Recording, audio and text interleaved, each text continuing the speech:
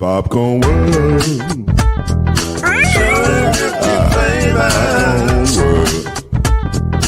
Popcorn world.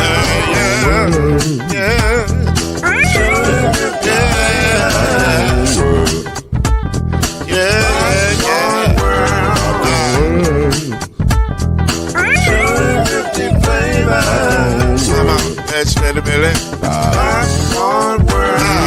Can I make you groove now? Yes, I can. So you can get this groove in the back of a can. You can make it round the world when the holes in your hand.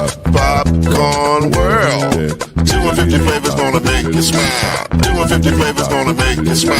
250 flavors gonna make you smile. I said popcorn make you smile. Ah. 250 flavors. Popcorn world. Popcorn world. Popcorn world. Popcorn world. The popcorn world.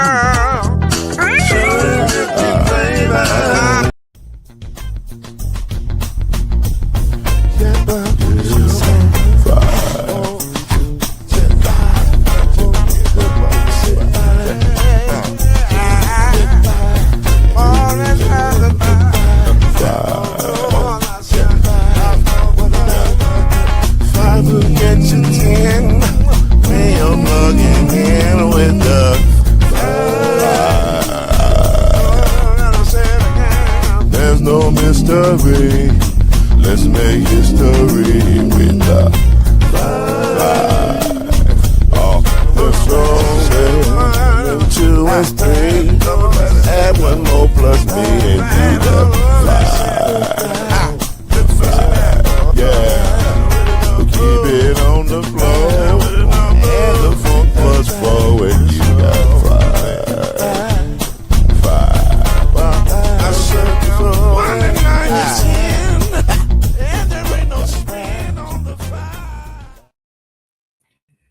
Ladies and gentlemen, we're back. We're here. We're ready. This is crazy. We started out with crazy. Wow. I don't even want to wait. Here's how crazy this is. Didn't even have time to put a banner together. Just going to report the news. As we were preparing for today, breaking news, the Hall of Fame votes are starting to leak out. And the first non-vote leaked out today. In his first attempt on the ballot, Bill Belichick will not be a first ballot Hall of Famer. According to Don Vanata Jr. of ESPN, along with Seth Wickersham, want to give them credit. They said he did not receive enough votes due to, in large part, voters feeling away about the Spygate and Deflategate scandals that came up in deliberations among voters. And there is a very, very, very strong rumor that those deliberations were led by none other than Colts president. Was he the president? General man president? GM Bill Polian. It would only be appropriate if we let the man who worked underneath Bill Polian, for many, many, many years, who knows him very, very well, one Byron Lusby.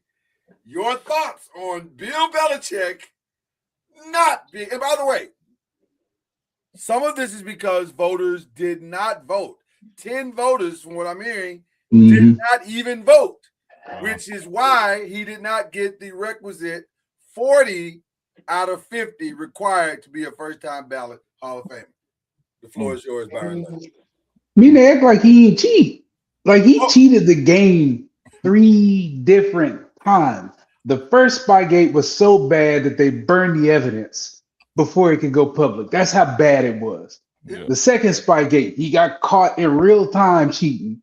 And then Deflategate wasn't about throwing the ball. Tom Brady in that game would have beat us. It didn't matter. But look at their numbers fumbling throughout the duration of Deflategate. It wasn't an anomaly. It was an anomaly how little they fumbled because of the pressure in the ball. You cheated the game 3 times and got caught 3 times. Like they act like that's no big deal. It's a big deal. There ain't a manager, coach, or anything in any other sport got caught 3 times and he made the Hall of Fame. I'm not even saying he shouldn't get in, but I can absolutely see people leaving him off the ballot. He cheated 3 times. 3. And got caught 3 times in broad daylight. Like, stop. They say 3 strikes, you're out. Well, I guess third ballot Hall of Famer would be. I mean, if they put him in next year, I get it. I'm not saying he's not a great coach or nothing, but he cheated. Yeah, I don't know nothing about cheating on my organization, so I don't know. Well, I mean, you got to win. I don't know about cheating. We did. I mean, Michigan won. I mean, I was there. Okay. All right. And they don't know nothing about cheating.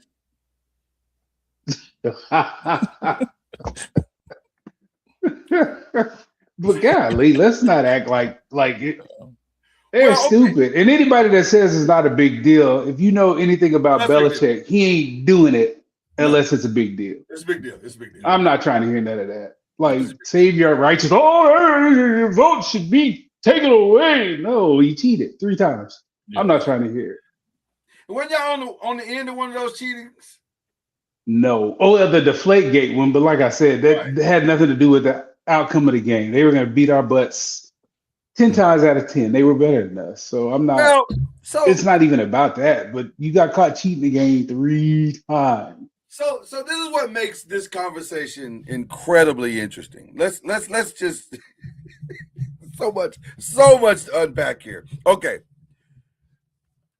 Not only did they get caught 3 times cheating, and they cheated 3 times, but you alluded to the one thing that not enough people talk about as it relates to the cheating. For what? Like, what was the purpose of this? Like, the Patriots, they obviously got an edge from it because that's why they did it. Well, maybe. I mean, it's hard to quantify that. I guess you could say yes because they won, but maybe, I don't know, because they won after they got caught too. So I don't know. The bottom line is, it wasn't needed. Basically, it wasn't needed. It just seemed like it wasn't needed. But aside from that, I'm gonna be honest with you. Hopefully Byron will be back. Chad, this is a fascinating situation because they just lit a fire into every talk show tomorrow. For 2 hours tomorrow on every talk show, all we're going to have to listen to is this. Yeah. So we definitely had to start with this because this is the topic. And by the way, perfect topic for the bye week of between the Super Bowl. Perfect topic because it fits right in there. I'm going to be honest with you. I really don't have an issue with him not getting in on the first ballot, but I want to add another asterisk. And here's where I get controversial. Because if we punishing people for cheating, normally in a court of law, there's something called accessories. Yeah. So if Belichick can't get in on the first one for cheating, so, I mean, Kraft ain't getting in either. Or City. Hold on. And I know he's talking about Tom Brady. Right. The only one that he doesn't have plausible deniability is Deflategate. But what I'm saying is, are we getting them all for cheating or not? Can we decide? I don't have a problem with it. Yeah. Because if we are, I'm cool with that. But I don't have a problem with it. Right. I need it to be the same all the way across the board. Don't just punish the one guy. Hey. Everybody got to get this cheating. Get them all up out of there. Yeah. Now, It'll be their Hall of Fame speech that they can give. If they want to address it at their Hall of Fame speech, they are more than welcome to do so. But just like T.O. addressed whatever he addressed when he was in Chattanooga, he addressed it at his speech. You can address it at your speech. But if we punishing everybody, that's whoever else on the Rodney, Gronkowski. We gotta get everybody, don't we? Like, no, Gronkowski has no idea about any of it because he doesn't sign off on the football. That's why Tom Brady got in trouble because the quarterbacks actually have to sign off and pick the balls. But see, Gronkowski doesn't know anything about that. Well, hold on. Are we gonna get in the weeds? Well, do you really believe that though? Yes. A tight end doesn't mess with that. The quarterback does that. That's a quarterback thing. You don't think he knows anything about Spygate? They may not. I don't know because I don't know what they show them, or that could be just what the coaches use, and then they go tell the players the information they have. But that's my point. But if the players don't know, they're not actively cheating. So I'm okay with the players not. You don't know. You don't know what they're told in those meetings. You don't know what they show them or anything. That could just be what coaches take, and then the coaches apply it. I hear you. I disagree. And okay. And this is why I disagree. Because either we're punishing everybody or we're punishing nobody. Or but you have to hold on. Or we're going to do a thorough investigation, which was never really done. Yeah, because it was so bad they threw all the evidence. That's my point. See, my point is the revisionist history of it all. So now we said, oh, we're not going to investigate? Cool. Now we wait till this happens, and now we want to punish everybody involved. I'm good with that. If we're going to punish everybody involved, or everybody who benefited from it. I'm okay with all of that. But my thing is, it needs to be all the way across the board. Because here's the other side of it. To argue a fair argument, you look hella stupid keeping Bill Belichick off the ballot for the first time.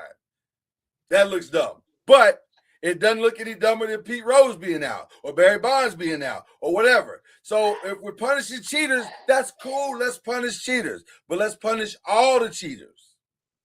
Let's not just punish the one. Let's not just get the coach because he was the head coach. Nope. Kraft, you getting this smoke too. Tom Brady, guess what? Thought you were, but you're not. I think you should just do the heads of the snake, which is Brady, Kraft, and Belichick. Nope. Because you don't know of the other people who were involved. Pragmatically, you can't. I mean, you can't do it that way because you don't. There's too much. Thank you. You don't know. Not without. And I can there is a scenario where you can say those players don't know. The coaches are just coming in there saying this is when they do this, they do that, blah blah blah. 100%. So I get the plausible deniability with that. That's why I say Brady to me is just the Deflategate because he had to sign off on them 10 footballs. Or however many they put in that bag. Right. 100% that there's plausible deniability. But if anybody understands how crime works, that's how it works. I'm not telling you because I don't want you to know. And I don't want you to be able to have to be called into question if something hits the fan, which it did. So that alone says we're all culpable. We're all culpable. Listen, again, I got no issue with you. It's crazy. But I got no issue with you doing it. But if we're going to do it. But you can't do it that way because the NFL did what they do. There is no possible way Tom Brady is not getting in on the first ballot. There's no possible way. There's no possible way Gronkowski's not getting on the first ballot. Correct. I'm like I said, I don't think they should be. I think that like Chad just said, the heads of the snake deserve far more punishment than the underlings. Well, to me. That's me. I mean, but I get it. Yeah, I understand I understand exactly what you both are saying, and I don't necessarily disagree, except that I disagree that I think we all got to get it. We was all there. We all benefited from it. Yeah. We all split the pot. But that's not what the NFL gonna do, man. You know. No, well, the NFL ain't gonna do with this. It's up to the voters. The voters, the writers, yeah. Right. It depends on how they view Tom Brady at this point. Well. They clearly view Tom Brady as the GOAT and the greatest of all time, and they don't want the hit. But they didn't want this. If we're being honest with you, they didn't want this. Listen, the last thing the NFL wants is this coming out the week before the Super Bowl. So But now they got to answer for it. right, because all week next week, guess what one of the questions is going to be to Sam Darnold, to Drake May, because guess who's playing in the Super Bowl? You think this is by coincidence? Absolutely not. Yeah. This just worked out perfectly for the writers to get their get back on New England, and they're going to get it. Because every New England player, including coach, including Mike Vrabel, is going. Mike, did you know anything about the deflate gate and the spot gate? He's going to get asked that direct question. Because any journalist worth his salt, or a journalist not even worth his salt, a journalist with generic salt is going to ask, "Hey man, did you know anything about this stuff?" This is where we are, people. Yeah. Crazy. That's a crazy way to start the show today. It's just crazy to me how many people are okay with cheating the game 3 times, twice for the same thing. Like, that's not a big deal. That's just wild to me. But I don't want to hear nothing. Anybody that claims to be purists and they care about the game, miss me with that. Do I'm you full think- of it. You know Do how you many think people? Oh, I see it. You just go on Twitter. That's all everybody says. So what, he cheated? So what? I don't care. Because Then people what are we are talking either about? fans or they don't care about competitive advantage. These are journalists. These are people that just cover football. They have no skin in the game. It's a ton of that's all people are saying. And that's cool, but I don't want to hear it. I don't want to hear nothing about I don't want to hear it. Like, Yeah. that to me, then you ain't talking about nothing. Like, if you can cheat the game 3 times and you don't care, then you don't care. It's all about moral compass. What Yeah, your you moral have compass. none at that point. Like, I don't want to hear what you have to say about any of that stuff. Well, I'll say this. Again, I don't have an issue with the voters doing what they did. It's wild, and also I'm gonna need them to be consistent like that throughout. So that means Sean Payton is not getting in on the first ballot. Is that what's happening? Yes. Right? Is that where we are? Because I just need to understand. Yes. There's a difference between what Sean Payton did and cheating the actual game. Putting a bounty on people is not the same as stealing sign signals using illegal tapes. That's totally different. How is that different? Because Sean Payton didn't cheat the game. It was unethical, but he didn't cheat the actual game. Putting a bounty on people doesn't cheat the game. You get it? Like, stealing plays is cheating the game. That's total. That's apples and Bountygate, which he was totally fined, different. He was fined for. They're just totally different. And suspended for. Right, but he didn't cheat the game. He didn't steal plays. He didn't steal signals. He didn't take players on the field to steal your cadence and your call. That's totally different. But I would argue trying to take a player out is not ethical. That's not in but the it ain't compass. Cheating the game to me. Well, it's trying cheating the game and hold on. But it's trying to though. It's trying. But then half the league, almost all the league is going to get kicked out for that because they all had some kind of bounty system. I don't disagree with that. Not everybody was illegally taping plays and practices. No. I don't disagree with anything you said. And I don't think you and I are disagreeing as much as I'm trying to bring a clarity to the thought process of men who draw weird moral compasses and say this is bad, but this isn't quite as bad. Hold on. Either we cheating or we not. Either we because the old saying is if you ain't cheating, you ain't trying. Yeah. So what are we doing? Like, are we punishing people for what they're doing? I don't know. I take umbrage with the inconsistencies, but I also recognize what you're saying, Byron, in that these inconsistencies do exist. Like, we don't see this the same as we see this. Okay. Then if that's true, then I need you to bring the same energy in just a couple of years to time that you bring into to craft, that you bring into everybody who was involved. Same energy. Don't take nothing off. That ain't gonna happen. You can already see it now. Yeah. It's like Chad said, they're gonna blame the head of the snake more than the body. Crazy work. Yeah. Crazy work. I wonder how Bill Belichick feels, or doesn't even care. He probably don't even I heard he was devastated and kind of puzzled about it. That's what I read. So I guess it's affected. Who can we attribute that to? I would love to know. Where did You I remember see what it? read it? I think it was on ESPN. I need to find that article. God. Yeah. I think it was on ESPN. That he was devastated? Yeah. Yeah. Yeah. There is an honor, to be clear. There is an honor that goes along with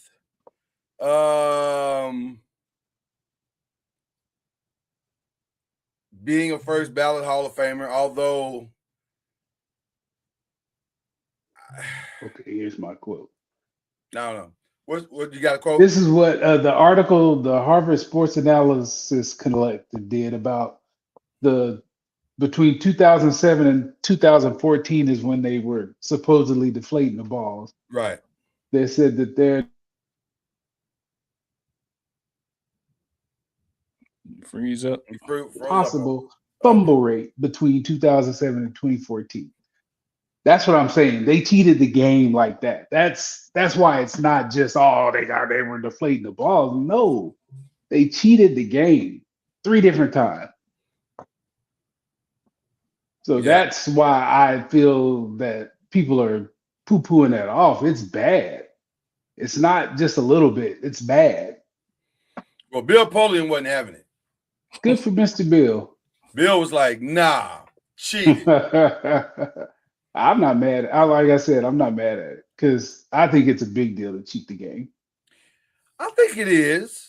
I think it's a huge deal. I think it is. I think it's a big deal. I just get uncomfortable, like I said earlier, with how we choose to sometimes quantify cheating and what we look at as cheating and this is not really cheating because everybody does this. Well, that don't necessarily mean it's not cheating. It just means everybody's accepted it as a practice that's acceptable cheating. Like it's still, there's nothing in the rule book that says that thing is okay. But again, I got no problem with him doing it. Like it's dumb, but it's I mean, if you want to punish him, punish him. That's okay. I get it. Like my only thing with it, at some point, you got to be honest with yourself. Yeah. And you got to let him in. That's absolutely. The other part. Yeah, I get that. Do you think the second like baseball? You think the second try he's going to get in? Hold on. Probably so. Yeah. Well, I was going to say, don't be like baseball and keep holding guys who are obviously should be in and keep holding them out because you're trying to stick to some ridiculous moral code. Because the other part of this is once Deflategate happened, once Spygate happened, you weren't that upset in the sense of, I didn't hear the vitriol of we're going to keep fighting this till the end. I didn't hear the vitriol of we're boycotting the Super Bowl. I didn't hear it never came to real, true protest and anger. So settle down. That's all I'm saying. Settle down. Yeah. So we'll see. This is it. Dan Graziano says this is embarrassing. I guess, like I said, I don't want to hear none of you jokers talk about anything morally in the NFL. You have none. You have no credibility. If you allow a 3-time cheater, if you don't have a problem with people leaving him off, I don't want to hear anything you have to say about the state of the game or anything else. I tell you what, my wife is thrilled. My wife is thrilled. She talks about, she's the one person that I've heard hold up the banner over the Patriots. Yep. Consistently. She hates the Patriots to this day. Sunday, she actively rooted for the Broncos, even though she can't stand the Broncos either. We know her Super Bowl pick then. Yeah, for sure. 100% Seahawks. And it's not even close. It's not even, but let's talk about how we got here. Because it was an interesting journey to get here, ladies and gentlemen, in addition to all of this that has happened today. Did the Broncos Are they to blame for what took place this weekend? Yeah, they are, I believe. I mean, it was it worked in their favor because they didn't have to score a whole bunch of points with the backup, but Who is they? Clarify. Broncos, it would have worked in their favor if they would have had to, they were It worked in the Patriots' favor. It worked in the Patriots' favor, Gotcha. but Broncos should have found a way to win because they only were down 3 and they had a backup. And they're in sunny conditions. I don't think they would have had a shot because Stidham wouldn't. Who was they? The Broncos. Yeah, Broncos wouldn't have a shot. Let's be clear. Jared Stidham was exactly what we all thought he would be. He was a guy who hadn't played in 3 years, and he got away with some stuff in the first quarter, and then they made their in-game adjustments, and that was the end of it for him. So everything that happened after that was not an unexpected outcome, up to and including the horrific second quarter travesty that he had in that fumble or whatever you want to call it, backwards pass, whatever they want to call it. Yeah, 2 bad turnovers that I think kind of cost him that game. 100%. Well, that one was bad. That was about as bad as it gets. But I do want to go to the fourth down because that's the controversial play of the entire game. Well, there's 2. For me, it's 2, but that's the biggest one for sure. Second quarter, 9 minutes, 28 seconds roughly. They're on the New England 14. It's 4th and 1. This feels like a no-brainer, especially in the conditions that are taking place in front of you. It's an extremely windy day. It's an extremely cold day. Neither team is gaining any traction whatsoever. You have an opportunity at that moment to go up 10-0. Turns out 10 points would have at least got you overtime. So you're in control of the game at that point. Byron, why do you decide to go for it in that play? Or why do you think they decided to go for it? You muted. Yeah. He was greedy. I get it. I'm going to go up 2 touchdowns, not 2 scores, and then this game might be over because we're suffocating them. Instead of thinking, if I go up 2 scores, we can still suffocate them because they were suffocating them. And I mean, we'll talk about it later in the matchup, but that quarterback, the two defenses he's faced, the good defenses he faced, his performance hasn't been the greatest. That whole team was shook to me, like they were suffocating them jokers. Take the points, and it changes the whole outlook.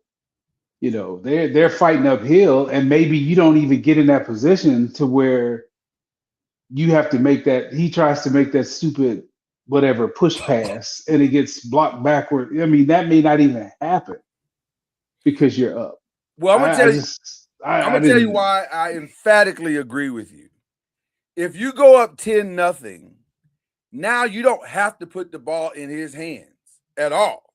Now you can just run the ball, live with the results, dink and dunk, get what you get, play the clock game, and you probably win the game based on that because those conditions are coming whether you kick that field goal or not. So by the time you get to that second half, you don't have this problem. You're in control. Everybody knows the weather is coming because I know where we used to sit at OU in the press box, there's 2 people behind you, or they monitor like the signals into the stadium, and they also have a Doppler. And 1 year, Ohio State, we got rained out. They told you to the second when the storm was going to hit, where the lightning was. It was behind the stadium, and 30 minutes after it clears, it won't be a cloud in the sky. Yes, 1983. An hour before it happened, they knew everything. So they knew that blizzard was coming. They knew 100%, what was coming. 100%. So that is as big a part of the strategy as anything. Let's get our points right now and then hold the line. That's all we got to do. Because guess what? That's all New England did. Let's get our points and try to hold the line. We're not going to If we can score, great, but we're probably not going to be able to score. We can't even see the damn ball. Yeah, sure. Yeah, it was So terrible. let's just hold the line. So that was an awful call. The fumble, the ridiculous backwards pass thing was awful. But I want to point something else out. And I know this is a cry of desperation, but when you're behind, you're desperate. You got to do something. And those conditions were so bad that this made way more sense than what they decided to do. So they get the 4th down against New England. New England's on their 7-yard line. They have to punt from their end zone.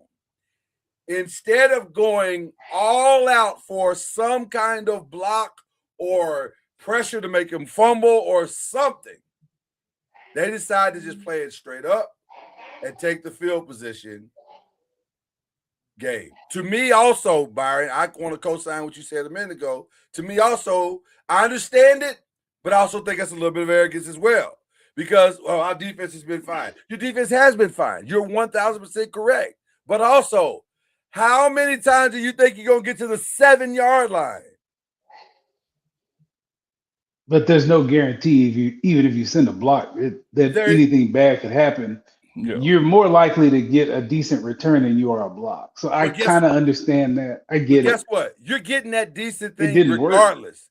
Well, you're getting it anyway because guess where the ball ended up at? The 32. So you got it anyway. It didn't matter. So what I'm saying is you're probably if you're because I think they had just missed the field goal on that end or something, and the wind knocked it out, whatever. So you already know the wind, right? So you already know conditions ain't right. So you got to get as close as you can get or try to. Why not try? The worst is 4th and 1. The worst thing that happens is he gets the kickoff. You end up maybe 5 yards more than what you ended up at. Maybe. But maybe he drops it. I'm saying I would have tried to make that special teams play. That's why you have 3 phases of the game. Yeah, I'd try it. The decision making by the coach, man, it seemed like he wasn't the veteran coach. It's like Vrabel was a veteran coach. Some of the decisions that were made, I wouldn't say uncharacteristic because he's a good coach, but I feel like he had the game in his grasp if he would have just stuck to the game plan and just made sure they took care of the ball. But I'm not going to eviscerate him for the special teams as much as I'm going to eviscerate him for the field goal. The field goal was the worst one for sure. Yeah. And then how many weeks have we seen that these field goals come back and haunt these coaches? Oh man! Well, how many games just in the playoffs has it happened? It seems like every week. Yeah, it's happened quite a bit. So there were no points to be had going into that 4th quarter. It just wasn't going to happen. The conditions were off. That may have been the fastest I've ever seen a game flip like that since maybe the Tom Brady Raiders game. That would seem to flip, but that one kind of was like that the whole game, though, right? No, this one went from like the middle of the 3rd quarter. You could still see the field to bam. Nothing. Yeah, so it was just blanket. It was just a blanket of snow. Yeah, they had to superimpose the lines on the broadcast so you could see it. It was rough. So, but I want to go back to something else you brought up because I think this was important. You said Drake May has not played well the last 2 weeks, and I will co-sign that. His 10 for 21 and 86 yards is not going to get it done. Now, he did have. And he wasn't just for the record. He wasn't getting it done when the weather was good either. Right. That had nothing. Listen, we're not even talking about the weather. Let's be clear. It's not the weather. It's him. It's him. Now, maybe in better conditions, maybe not so cold conditions, maybe he plays better. I don't know. But right now, he don't look like the MVP candidate that he looked like earlier in the season. And those 2 defenses were good. The defense he's played in the Super Bowl might be the best one. Right. I think Denver's is great. I think all 3 of them were great. But this one might be the best one out of all of them. Well, Denver's is for sure great because the reality is I'm not 100% sure they should be here at all. They should have gotten this far. 'Far. Mm. Like, Bo Nix is just okay. We may get this same result if Bo Nix is playing. Maybe not. Bo Nix a little more steady. So I think he probably would have played a little bit better than Stidham. But he's not like he wasn't like tearing it up. So it would have been interesting to see what would have happened with him in the game as a result to but can Drake May, Chad? Yeah. Without predictions, because we still got next week. But can he get this done? Is he capable of getting this done, or should the New England Patriots be concerned? I think he can get it done, but we failed to realize he's only been in the league for a couple of years. So this is probably like accelerated of where he should be at this point. So I think he can get it done with the team that he has, but I think he's the franchise quarterback. I mean, he's definitely got a way to go, but if he gets it done, he's definitely ahead of the curve at this point. Well, he's ahead of the curve because they're in the Super Bowl in his third year. So yeah. So I'm saying, he's played bad. Yeah, I understand, but he's only been in the league 2 or 3 years. So I'll give him that. I'll give him that. But I mean, his team, he still be able to be a game manager and get his team to the Super Bowl. So I mean, I think he can get it done. I think he just doesn't have to. I think Vrabel doesn't have to put too much on him though.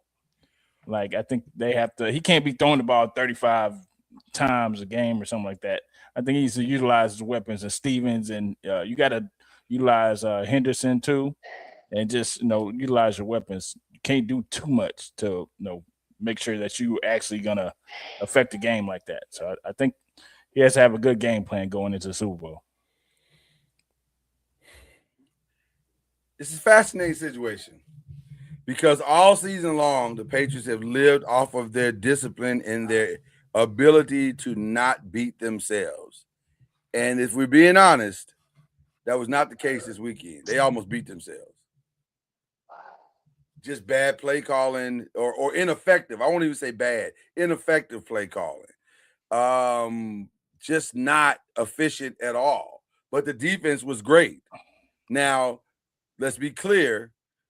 The Broncos aided their defense in being great tremendously because the quarterback wasn't great at all. But still, their defense was great. And so what's going to win the Super Bowl for them, Byron? Is it going to be their discipline, or is Drake May going to have to make some plays? He's going to have to make some plays. May not be a lot of them, maybe like 2 or 3, but he's going to have to make them, kind of like what Brady did when they won the first one. He wasn't great, but he made a couple of third downs. The last drive. It'll be something like that. Can he do it? Sure. Are you willing to bet money on it? Yeah, I don't know. I think he just doesn't need to turn the ball over. That don't give the other team a chance to score. It's gonna be a little bit more than that, though. It's not. This is a different animal than the other 2 defenses he's facing. It ain't gonna be as simple as just don't turn it over because they're probably not gonna be able to run the ball either. You're gonna have to make some throws. It ain't gonna be just hand it off, and you're gonna have to be aggressive and make the plays like the one he made the booty against Houston. Like Houston was in that game for far longer than they should have been with their quarterback gacking the way he was. Yeah. Because that defense was that good and they limited that offense. And the same type of thing is going to happen, I believe, in the Super Bowl. It's going to be more of a defensive battle than it is. Yeah. I think it'll be closer. I don't think it'll be 13-10, but it'll be that type of game where it's going to yards and points going to be hard to come by. It could be, because what's interesting, and I guess as we'll transition over to the NFC, we just saw Sam Darnold play his best game maybe in his career. We just saw that. Like in his whole career. This is a different Sam Darnold. So get up off me. He did. He was very very like loud about it. Like that was a loud 346 in 3 touchdowns. Disrespectful. Get up off me. Yeah. He deserves it too. What he been through, he deserves it. He does. You know what? And shout out again to Minnesota. I didn't believe. I didn't. I raised my hand. I didn't have no faith in him playing like that. Well, I'm not gonna say I didn't have faith in him. I wasn't willing to put any significant amount of money down on it. But after you saw what he did in Minnesota with the weapons he had and his weapons in Seattle, you didn't still give him any hope. It's Did not you see him about choke like a dog his last game as a Viking when they had the number 1 seed up for grabs? He choked. He played terrible. It's not about him not having the ability to do it. Yeah. I've never seen him do it until this time. Under pressure. Yeah, he was good. But when it was on him, he was terrible. He's always had ability. I just never seen him in a moment stand up and say, I got this. This was the first time he said, I got this. He gave us the finger. So do you think he can carry it over to the Super Bowl and say, I got this again? He can. Well, that's the question, really. Can the Seahawks win will they be winning by defense or quarterback? And the answer to me is yes. Because I think it's going to be a little bit of both. I think he's going to have to make some plays like he made in that game, or last 2 weeks he's made plays. Yeah. And listen, sometimes guys get in that zone and they catch the momentum and they ride it on into greatness. And all of a sudden, a guy now it's crazy to me that out of everybody in that draft class, that 2018 draft class, the first one to break through is it's Sam on his 4th team. Right. That's crazy to me. But sometimes that adversity produces the diamond that you've been waiting for. And maybe he has played 2 dynamic games back to back. So I mean, and he got a defense that's gonna be there. Both of them do. Yeah. Which one do you trust more? Seattle. Yeah, well, that's what I'm saying. I'm saying I trust their defense a lot. Like, I think I don't know if I've seen their defense play a bad game yet. There was one, I forgot who it was, lit them up. Might have been Baker. But it was one game they got lit up. But other than that, no. Right. They don't have too many bad games. Yeah. Yeah. And I'll save it for next week. But there is a matchup that you're going to have to watch. Seattle's defense and New England's offense that's not good for New England. Well, we're definitely gonna have to get into the meat and potato, but we know we got a week to get into all that. Yeah. But 2 other questions. And special teams too. You gotta that's where I was headed. There you go. I got 2 other questions I want to get into before we move on. Did the Rams special teams let them down? And I think that's a resounding yes. But that, by the way, the Broncos fired their OC today. I was like, wow. Who doesn't call plays, but go ahead. I was like, how's it his fault? Because got to put the blame on somebody if you're not going to put it on yourself. He doesn't call plays. He don't call plays. Ain't that shine over there like this? Ain't this shine right here? It's called shifting the blame. Shifting the blame. He shifted all the blame because that was not the OC's fault. He worked with what he had and did the best he could with it just wasn't a great offense all season long. So I don't think that's his fault. But the Rams, now if anybody's gonna fire their special teams, it should be the Rams. The Rams should definitely fire their special teams coach. He was off. Like, and the kid he almost fumbled the one before he fumbled. He did. Like he barely got under. He bobbled that one, and the guy just ran past and he got on it. But before we go on, by the way, and I don't even remember the kid's name on Seattle, but boy, you're a lucky SOB. Because that could have been Woolen. So Woolen, yeah. That could have been bad. Oh, that was a bad penalty. I mean, he got beat across the head the next play. Yeah. Listen, and by the way, I hate calls like that because was that I mean, no. We all know what that was. Right. But still, it's a stupid penalty. Right. If he tells you to stop. Yeah, you gotta knock it off. That was just dumb. Yeah. So you better be thankful to TNT because they definitely bailed you out on that one. Facts. They definitely bailed you out on that. Okay. Last question about that game. Matthew Stafford. He said, I gotta go home and think about it. What do you think he's gonna come out of his man cave saying? I'm coming back. One more. As long as he's healthy, I think he'll be back. I think he wants the second Super Bowl to cement his legacy and as a Hall of Famer. Isn't that crazy how we all said at the beginning of the season, the Rams could be good if Matthew Stafford's back could hold up. They held up. Yeah. Turns out it held up pretty good. Yeah, exactly. I think that's all it depends on. Yeah. And by the way, Matthew Stafford played a phenomenal game. He dimed. Is he the MVP? It's him or May. But Yeah. We got time. he may get it. I don't know who's going to get it, but we got I wouldn't time be to have mad that if he got it. conversation. Yeah, we got time to I have wouldn't that be mad if he conversation. got it. But yeah, I Like I understand, like this time going for 3, I don't think it would have been the right call because there was no guarantee you were going to get the ball back. You pinned them at the 5, yeah. and their offense was humming. He was cooking, so he didn't want to give him. He wanted to have the lead and make him go score, and kicking a field goal, you're still down and got to get the ball back, and they never got it back. Theoretically, I mean, you got it back, but you weren't going to get in field goal position with 20-something seconds. Yeah, and no timeouts. If you're down, kicking the field goal doesn't tie you. You're down. You got to get it back. But that's not at you. That's just at everybody. Oh, he didn't kick it. I get why. Well, but here's what I'm gonna say. My only pushback would be this. Now, if I'm only down by 1, now I maybe manage my timeouts just a little bit differently because I know I just need time to get in the field goal range. I don't have to go score. I gotta get in the field goal range. So maybe I don't burn them all. Maybe I say let me make sure I got at least 1 or 2 left to try to get some big plays, and then I don't know. That's listen. I can't. It didn't stop him though.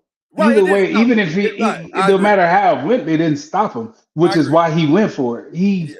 I think he knew his defense was gas. It's gonna be hard to stop these dudes. Yeah, he got 2 studs at wide receiver. I think he's coming back, man. Yeah, I think so. Well, it's gonna be interesting to see what decision they make. It'll be definitely interesting to see what decision they make.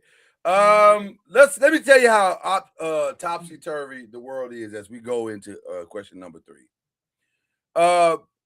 While some of you were sleeping the other day, one of the or 2 of the quarterbacks are going to the Super Bowl, so that means there's automatically a replacement every year when this happens. So the NFL looked at the entire landscape of teams.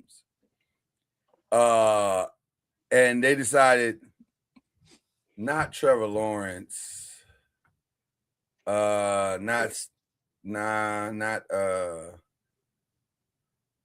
go. Let's send Shador. Shador Sanders, ladies and gentlemen. Not even joking. Wish this was a joke. It's not a joke. Here's the only problem I have with this is this. When contracts are done, they look at your measurables and they say your yards, your passing, your this, your that, your accolades. So somebody just handed him a Pro Bowl to put on his accolades. That's fine. I mean, he's happy. And let me say this. Selfishly, I don't even know if he's the best rookie quarterback. No. But I get it. I get the fanfare and what he is and the brand. I got it. That's undeniable.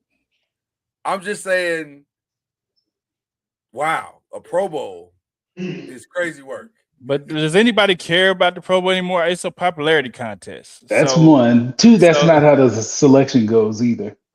It's a pecking order. They go down. So everybody above him had to say no till they got to him.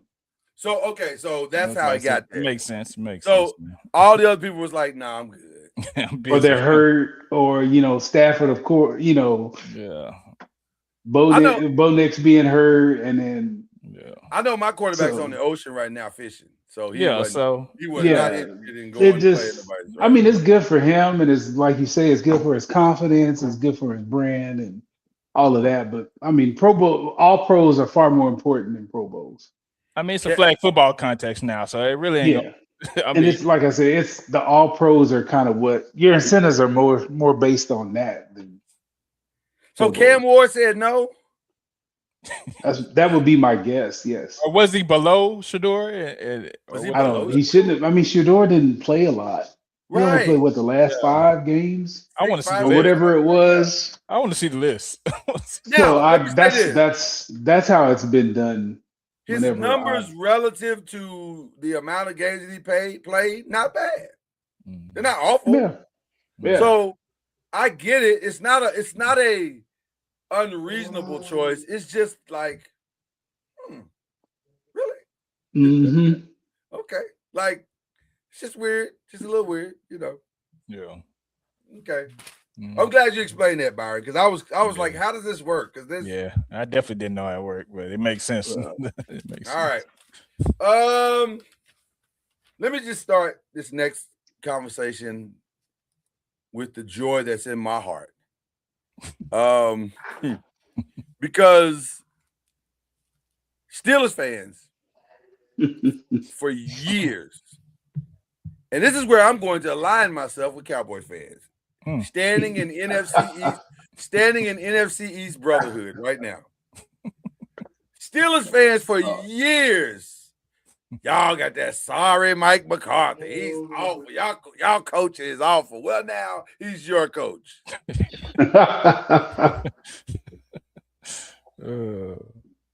Mike McCarthy can't manage a clock to save his life. Well, now he's managing your clock. Hey, man. And by the way, looked thrilled to be there. Apparently, he's from Pittsburgh. Yeah. And he is as happy as a man. He wasn't in the press conference 5 minutes and was in tears. Like, just as happy as he wants to be. I mean, if you want to... It was like a man coming out the closet. He was like, I finally get to wear my Steelers gear with pride. If you want to retire somewhere, retire where you're going to be home. So, Listen, he's never going to be fired. So this is perfect. This is a wonderful situation for Mike McCarthy. Yep. So, yeah. It's fun. I just thought it was hilarious because the Steelers fans have been really, really quiet. Normally they are some of the loudest fans on the internet, but they have been really, really quiet about this one. It's almost as if they don't appreciate the hire for what it is. So Mike McCarthy is the new coach of the Steelers. Joe Brady has gotten a promotion. He is now moving up to head coach of the Buffalo Bills, which does that fix their problems? I mean, it provides continuity because can I be honest with you, Chad? Can I be honest before you respond? Okay.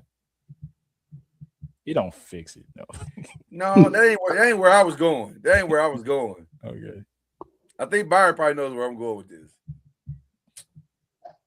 Kind of feels like the fix was in. Like, it's like a Jason Garrett, Mike McCarthy. I'm just saying, kind of interesting that you went through all them, interviews. Yeah. Only to land on the guy that was already in your building. Yeah, that's what's that Jason Garrett Wade Phillips situation, huh? I mean, I'm just saying. I ain't saying the fix is in. I'm just saying the fix was in. It worked out for Joe Brady. Worked out really well. He got to get a new address. He just got to move offices. That's it. He didn't got to do that. He can get somebody. Need a head coach. He can get somebody to do that for him now. Go pack up my office and he can move it down there. I'm just saying that looks kind of suspect to me. Very much so. Brandon Bean gets a raise. But, I mean, that dude is I mean, that organization is kind of they own some different stuff. I mean, if I was Sean, I would feel stabbed in the back, is what I'm trying to say. Jeez. Everybody got a blessing except for the main guy. It's all his fault. It ain't the OC's fault. It ain't the general manager's fault. It's the head coach's fault. He's the one. If we get him out the building, now we can go win a championship. Because, by the way, that's what you're saying when you do this. The only reason we didn't win a championship is because Sean wouldn't listen to us. Yeah. Is that not the impression that they've given? Yeah, no, that is. We didn't want Keon Coleman. That was Sean's decision. Mm-hmm. So McDermott was the first-time head coach when he took the job, right? Yes. And they just gave it to another first-time head coach. That's Sean hired. Yeah, yeah. But it was Sean's fault. That's why we didn't win. It was all Sean's fault. Shame on you, Sean, for not listening to these two fine, intelligent men. I think they're gonna waste Josh Allen years away at this point. I'm just saying, this feels real suspect. Yes. Right. Yeah, I mean, but that organization, like you said, that coach is not the coach, the owner, and the stuff he said, and throwing that dude under the bus because he got mad that he said you didn't have a Super Bowl roster. So you and the GM, y'all schemed to get him out of there. By the way, it's kind of weak sauce to me. We were not on the air, Byron and Chad, when the news broke that or that press conference went down. I think that happened like a day or two after we would already done our show. Or I think it happened the Wednesday right before our show, or whatever. But that was the worst press conference I've ever seen in my life.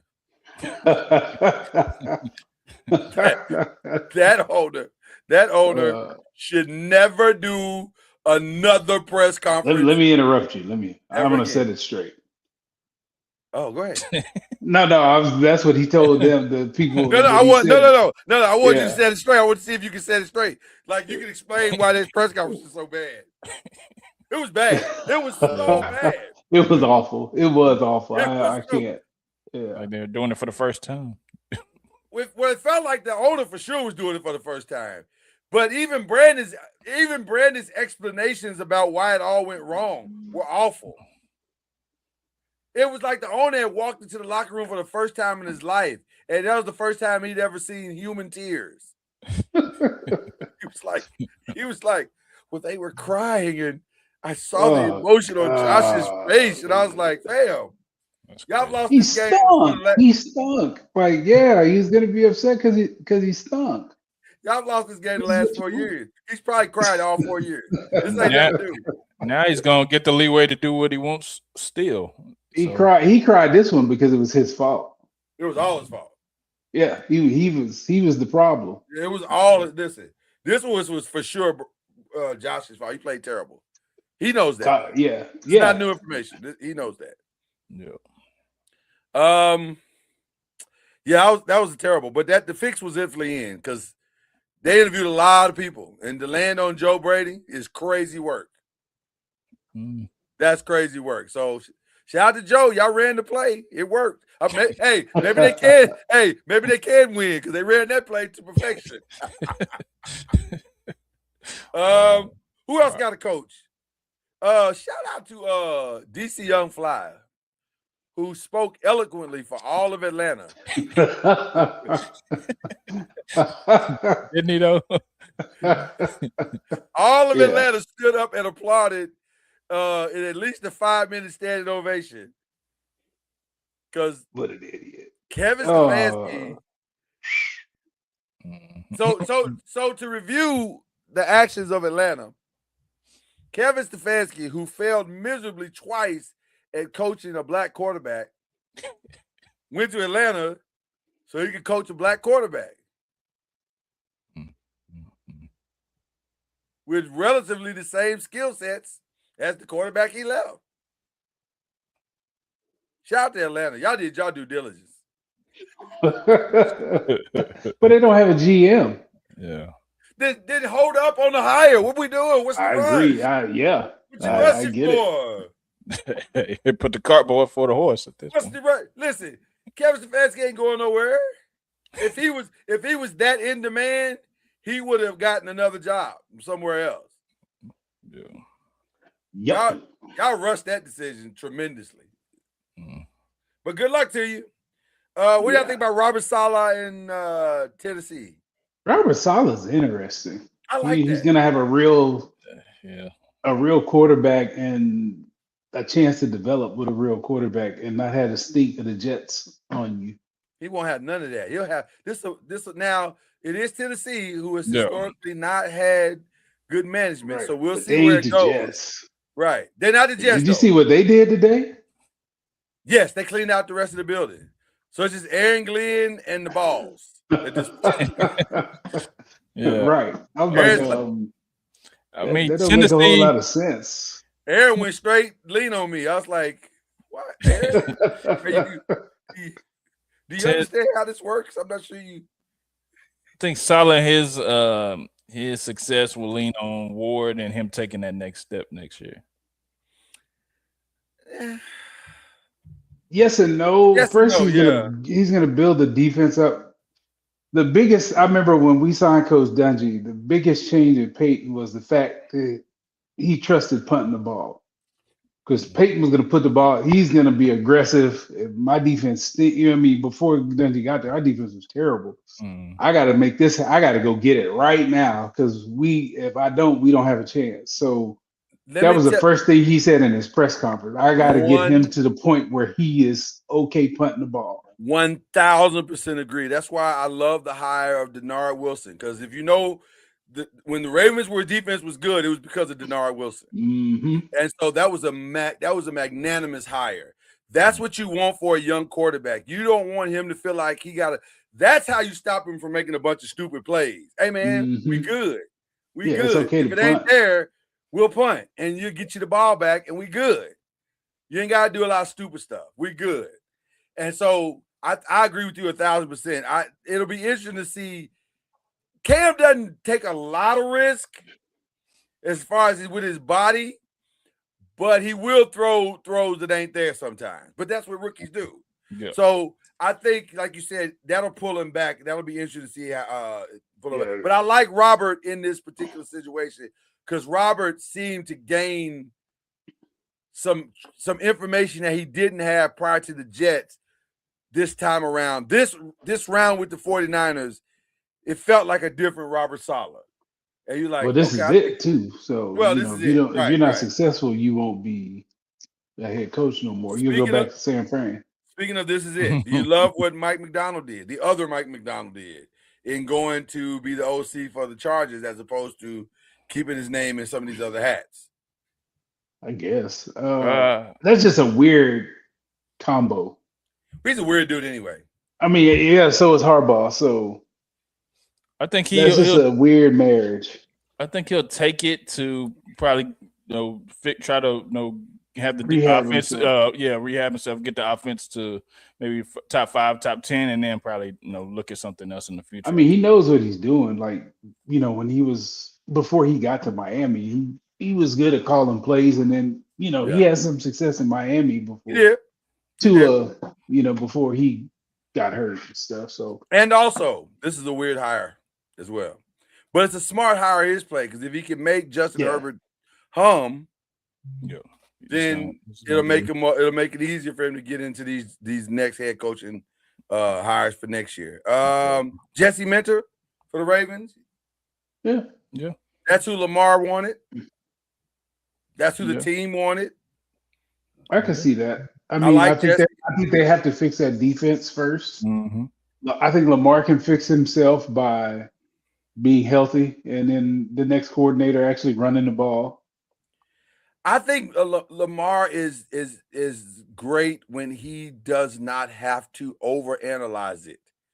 Like if he could just go, because at this point in his career, he sees the pass, he sees the lane, he gets the whole thing. He's not guessing out there. The only time he's guessing is when y'all calling plays that don't make sense, where he's saying, okay, it's 1st and 5, or 2nd and 5. We should just run the ball.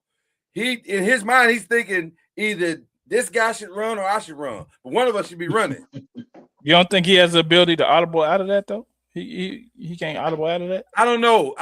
We're gonna find out because he does. Every quarterback does. Well, we're gonna find out because if Ty gets his other job, I'm conflicted. I'm gonna be honest with you. I'm conflicted with Ty right now. By the way, the last one before we go on, Jeff Hafley to the Dolphins. By the way, we just found Malik Willis's new home because I think that's. I mean, the GM is from there, so he knows him as well as anybody. I think that play is already in the motion. Okay, so what we have left is the Browns, the Cardinals, and the Raiders. The Browns seem a little more zeroed in. It looks like it's either going to be Todd Monken, Jim Schwartz, or Nate Shellhouse.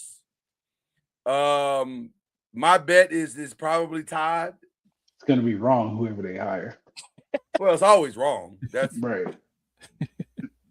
That's a given. It's gonna be wrong. They can't get it right, huh? Right. They're not gonna. They can't get it right. They can't get right. They can't get right. But I think it's gonna probably be Todd. It feels like I felt like if Todd wasn't gonna be their coach, he'd already been in New York by now. And so he's playing with house money. And I think what's probably happening is that they're trying to get the numbers right on the contract and how much input he'll have on the roster. That's probably what's taking. Or they're waiting on him to do a psychological exam and write his essays and. I heard about the essays. Why I Want to Be a Head Coach by Todd Monken. Even though it's not. I don't think it's the GM because I've known Andrew Berry for a while. He went to Harvard. He's smart and all that, but he's Just still the a owner, football. right? That's the GM. GM, yeah. Andrew's a football guy at heart. No. They there's an analytics piece and a football piece. So it's somebody kind said of two different. They need essays. Yeah, they got them doing psyche vals and all of that stuff. Some people pull their names out because they're like, we ain't jumping through all of them. Can I ask a question? Please, it's your show. Has any of that worked for them prior to? Man, has any of those psyche valves worked with any head coach? They need an exorcism in that building. Them and the Jets they just need to burn some sage, whatever y'all need to do to get all of that stank from around your franchise. Whatever Kyrie Irving did to rehab his reputation and to become y'all need to hire NBA darling, that's what y'all need to do. He had that special sage, boy. Something, they need to hire him or whoever his team to come just purge all of that funk. Pay him a consulting fee or something. This is ridiculous. Yeah. Okay. So Todd Monken feels like he's the leader in the clubhouse there. With the Cardinals, I would have said Anthony Weaver, but then the story broke this afternoon that Ron Rivera's being interviewed, which I was like, but ain't Ron? We done seen Ron. We just saw Ron. And no disrespect to Ron, but we seen Ron. We seen him in Washington, and it did not go well. It did not. It did At not all. go well. It was awful. Hey. And he had a piece of a quarterback then. He ain't got no quarterback now. Okay. So what we doing? Why we recycling? Just give Anthony the opportunity to do what he do. So I'm hoping Anthony gets it. Anthony Weaver, not Anthony Campanelli. But I'm hoping Anthony gets it. I think Anthony would be good there. They need a breath of fresh air, and he could be that for them. So I heard some other names also, Clint Kubiak, but hadn't he done it before? We've seen that. Some of these movies we've already seen. We've seen Clint Kubiak. We've seen Vance Joseph. We haven't seen Mike LaFleur, but it might feel like it's a little too early for that. Whatever happened to Anthony Lynn? Why does he not get You've seen it. We've seen that movie too. Yeah, he interviewed for a few jobs, but nothing. Nothing happened. I just think we just need to move on. And then the Raiders, they seem to have narrowed theirs down to 3. They just started second interviews with Davis Webb, Brian Daboll, and Clint Kubiak. Y'all, just for a minute. Kubiak has not been a head coach. Who has been OC? Clint Kubiak. He has not. It feels like he's had his name in a bunch of interviews. So maybe nobody's pulled the trigger. Let me just do something real quick, because I know a lot of Raiders fans. Dear Lord, sweet baby Jesus. Remember when all those Raiders fans were talking all that smack about, at least we don't have Brian Daboll? Please, Lord, let them get Brian Daboll. Amen. Oh man.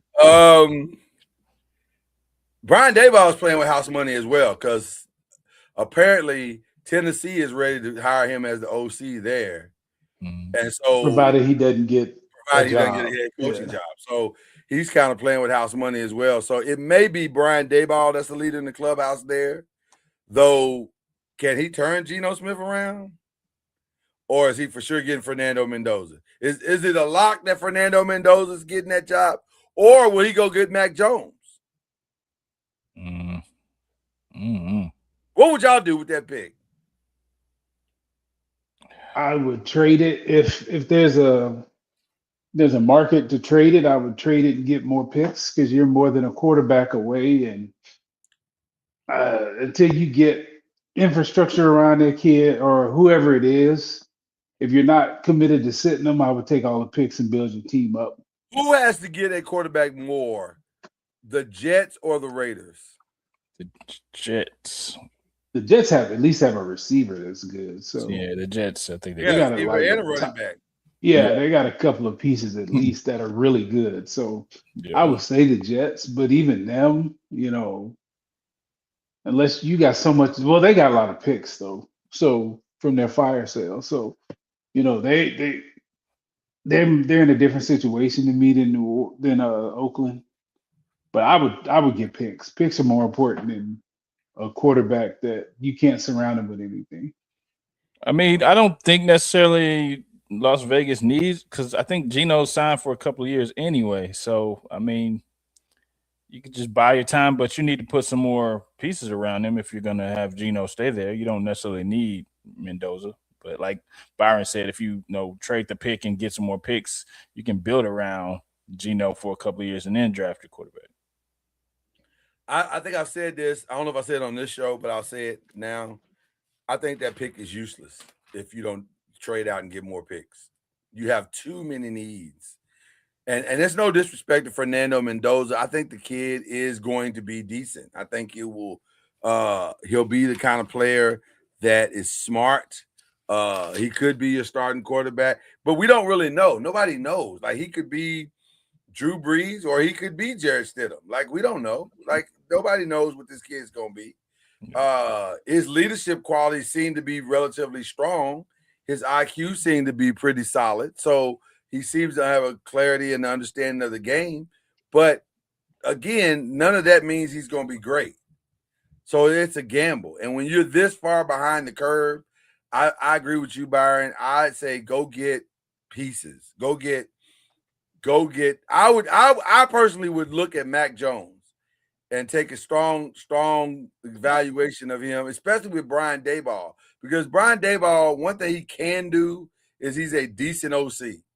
And so if he's going to be your head coach and probably your OC, then he could coach up Geno until Mac is completely ready. And then if Mac is ready day one, then you put Mac in there and let him take those lumps. Until you decide what you want to do in this position. But take all them picks, build you an offensive line for Ashton Genty so you're not wasting another year with him. And let's see what you can do going forward, because you got some good stuff. But yeah, I think it's crazy. All right. The only thing crazier than the NFL right now is the NBA. But what's crazy about the NBA right now is that there's no news. Nothing happening. Yeah. There's no news. Yeah. We have really come to a full standstill. Now, depending on who you want to believe, this is going to either be an active trade deadline or nothing at all is going to happen. Now, the biggest proponent to that is that Giannis is out. Some think he may have played his final game as a Milwaukee Buck. I don't know. Some say everybody's just going to hold steady and wait until this summer when the full demand of "I want out" comes forward. They're going to hold him out for the rest of the season because they're not going to make the playoffs anyway. So then you hold him out, he makes a demand, and then the arms race is on. Some think that could be the best decision of all, because that will trigger all the other things that could take place.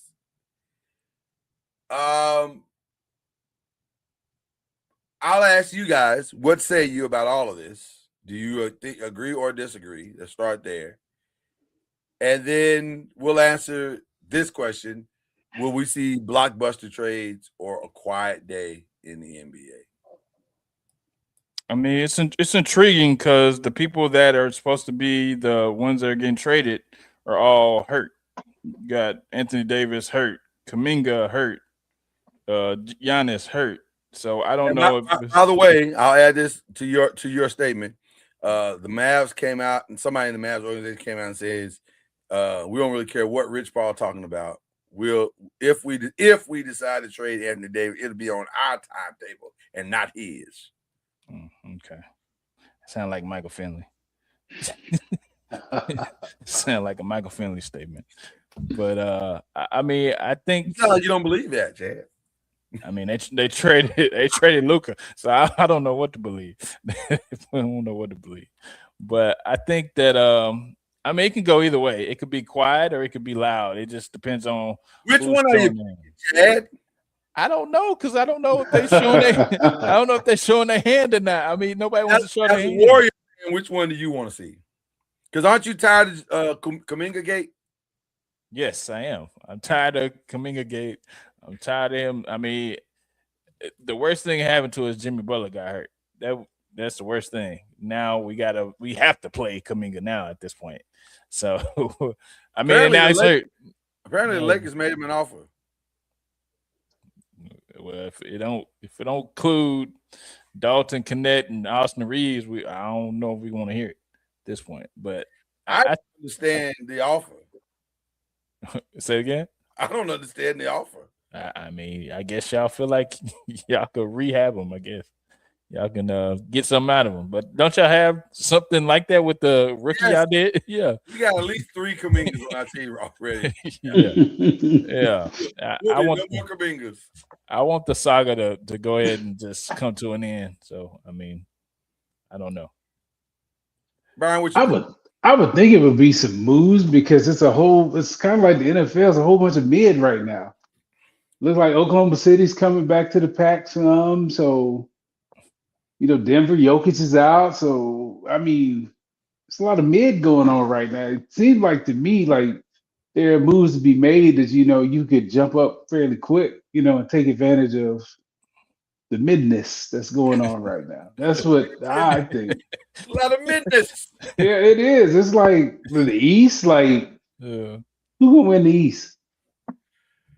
That's a great question. Who's gonna win the East? Everybody had anointed New York. Yeah. They talking about getting rid of people, and they looking upside Mike Brown's head again. And the only consistent team in the East right now is the Pistons. Everybody else, yeah. And the Pistons great. They okay. Right. You know what I'm saying? Right. It's a bunch of okay. Yeah, they good. They solid. They the best of the worst. I would think teams would be jockeying to make a move to get them over the hump. Yeah. I mean, that's what I want to happen. I personally, I need some chaos. I enjoy the chaos. Football about to go away. I need some chaos because I ain't into the rest. I ain't into this baseball and the rest of this. The WNBA don't start till what? April, May. Right. Now, Unrivaled. I've been watching Unrivaled. They have some good games now. I don't know when it's on. I keep missing it. I don't either. I'll be like, where is it? I'll be looking. Yeah, I felt it was more. Yeah. I thought it was better advertised last year. It was. Yeah. Shout out to Elle Duncan because she helped me. I don't know. I'm gonna be honest with you. I have no idea what's going to happen. I saw 4 stories today, 4 different stories about Giannis today, and 2 of them said he was going, and 2 of them said he's not going anywhere. So it depends on who you ask at this point. I don't think they know. But why would he want to stay? Like they're done. It's done there. You done. I mean, you won the big one. You're not gonna win another one. Not only why would you want to stay, how do you walk all of this back and still have a productive career there? Like you've spent a whole entire season saying, I hate this place. Like you've said in no uncertain terms, I hate this place. I hate these players. I hate bratwurst. I hate beer. I mean, you just don't like Milwaukee. We got it. So then why are we trying to hold on to something? What exactly are you waiting for? And if you're Milwaukee, what are you waiting for? They're waiting for him to walk in that office and say, I want to trade. But he said that. He said it in as many ways, other than using the actual words, I want to trade. You got to say it. You really don't. You really don't. At this point, you really don't. You've said it. You've said it so many times. Like, this dude is cheating on you in your face. Like, he's hugging other players from other teams, telling them how much he loves them. Him and LeBron was in a full-on embrace, or Luka was in a full-on embrace the other day. I was like, say you want to go to New York. I think I heard a rumor that Rich Paul is trying to become his agent. Like, this is crazy. This whole thing is just stupid. Like, I don't know. Yeah. And then if you're the Warriors and you know your situation, is Mike Dunleavy aware of his situation? I don't know. Doesn't appear he is. I don't know. Man. I'm not sure he understands that he's about to be fired. Like everybody else can see, fam, you about to be fired. Goodness, man. Like it's just it ain't even a matter of if at this point. It's a matter of when. If you don't do something, and I mean something significant, you're gonna be fired, man. You about to lose your job. Like, he's got nothing. His one move is out for the next 2 years. If that ain't a fireable offense, I don't know. That's Nico level stupidity. Like, fam, you about to be fired. If anybody out there, fam, if anybody should be going to Milwaukee and sitting in there talking to them, it should be you. You should be like, hey man, I got the apartment. They gave me the key. When can y'all come over and I fix dinner? See, Steph is being too nice. He need to go into the office, man. But see, I'm sure Steph has been in the office. He's only nice in front of the camera. That dude's an assassin. I'm sure he's been in the office. But see, here's the problem. Steph's legacy is set regardless of what happens. He'd like to make another run, but he ain't tripping. Like, his family's good. They solidified. He really don't want to move anyway. So he's like, it's whatever. But I really would like to make another run. It would be nice to make another run if we could. Yeah. So I'm sure he and Draymond have said, Mike, do something. I know Draymond been in there. Mike, well, Draymond, he got a whole podcast. So he does something. Yeah. No doubt. Yeah. So I just don't understand. And Rob, too, if we're being honest, Rob, your job ain't locked in. Like, it's a new ownership group. Mm-hmm. And most of the time, new ownership groups want to bring in their own people. True. So, and you see what Mark Walters does with the Dodgers. He about that winning life. So he ain't here for mediocrity. Clearly, that's not something he's on board with. No, because they paying out the wazoo. And he don't give up about the numbers. They paying like they got monopoly money over there. Boy. I'm just saying. I be watching these Dodgers deals. I be like, y'all just get all the money. Y'all get all the money. Yeah. Y'all ain't leaving no players for nobody else. Right. It's like being at an auction with one person there. He's the only person in the room. Sold American. So I don't know. It feels like something is going to happen. I'll be stunned if nothing happened. Is this which move is going to be the one that gets everything started? Can I tell y'all something? Mm-hmm. I mentioned this to Cam, and I mentioned it to Kendrick on our show. The Giannis move is not my move, my favorite move. Mm-hmm. It's the dominoes that I'm looking at. I want the Giannis move to go down so that the Ja Morant can go down, so that I can choose. Because my real targets are Jared Jackson. That's my real target, Jared Jackson, or as a consolation, I'll take Lauri Markkanen. So will I. Right, I'll take that as a consolation. I need the Giannis decision to go down so we can move all the other stuff along. But the Giannis thing is mucking up the waters right now. So that's why I'm frustrated. Like, can we get this off the table? And if you're gonna do it, Lakers, then just go ahead and do it. What are y'all waiting on? Offer them whatever you're gonna offer them, and let's move on. Why are we wasting time with this? I feel like that domino gonna happen when we sleep, and then we're gonna wake up and be like, oh my God. I think that's what's gonna happen. Okay. Next week, by this time next week, is Giannis a buck? No, it's gonna be a warrior. That's the oh my God. That's the oh my God, man. That just sounds like you let us in your prayer closet. That's what that sounded like. I mean, y'all in there. Yeah. That's not my prayer necessarily. I mean, you said that you'll be fine with Jaren Jackson. That's what you said. Right. No, I'm saying you said Giannis. Yeah. I said Giannis. Yeah. I asked you about Giannis. I ain't asked you about Jaren Jackson. Jackson. Yeah. Now that is in my prayer closet. Exactly. So give us Giannis. Get Jaren Jackson. We good. I think both those franchises got to swing for the fences. Have to. For job security of their GM. By the way, why are the Knicks mucking around with their situation? All of a sudden they don't love Karl Anthony Towns? Guess not. The East Coast don't love Death Row? Like, what's going on? I think they see him for the player that he actually is. That from afar, you kind of see a player the way you perceive them. When you actually get them, now you. So what does that mean, Chad? The player that he actually is. What does that mean? He's good, but he won't get you over the top. These allegations that you're lopping, they are strong, good. Young man. They are strong. He's good, but he's not gonna get you a championship. Do you agree with that? Byron Lusby? I do not agree with it.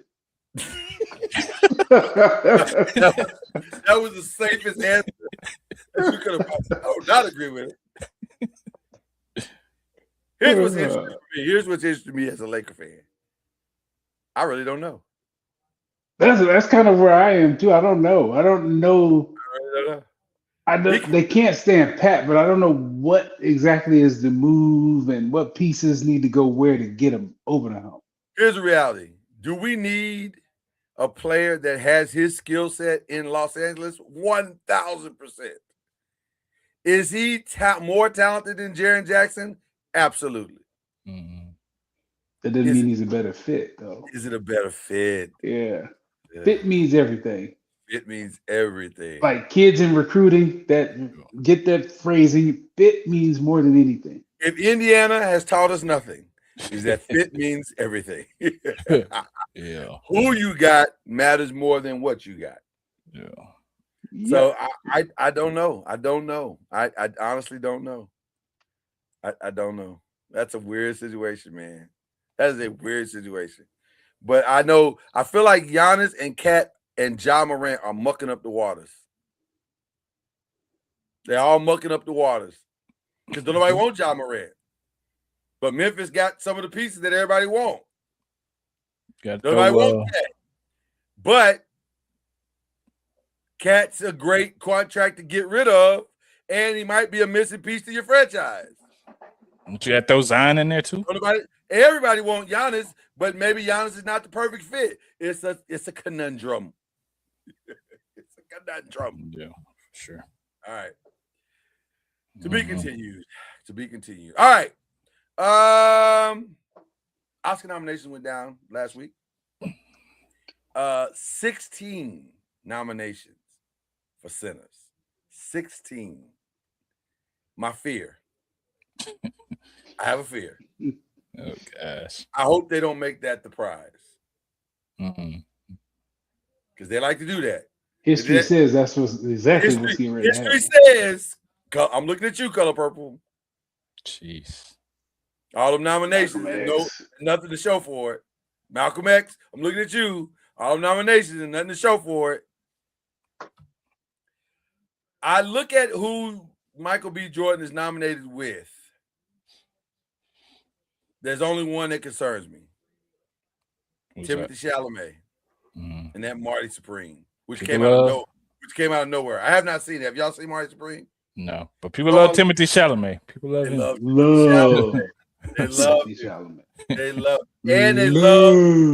love that this was financed as a true independent.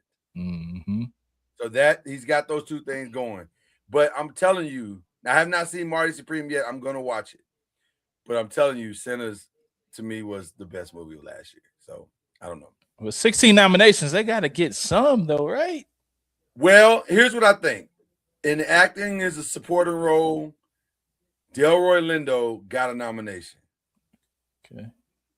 And only two in that. Well, Benicio has already gotten an Oscar, I believe. Sean Penn has gotten an Oscar. I think Stellan Skarsgård has gotten a nomination before. Mm-hmm. So it feels like they might give it to Delroy just to say, hey, man, our bad for forgetting you for the last 25 years. But I don't know if Delroy can get it and Michael B. Jordan can get it. Mm-hmm. That's the problem. Because if Delroy wins, I don't see Michael winning. It's probably going to Timothy at that point. Dang. So, in actress, I don't know none of these movies. In actress in a supporting role, I feel like it's Tiana's to lose.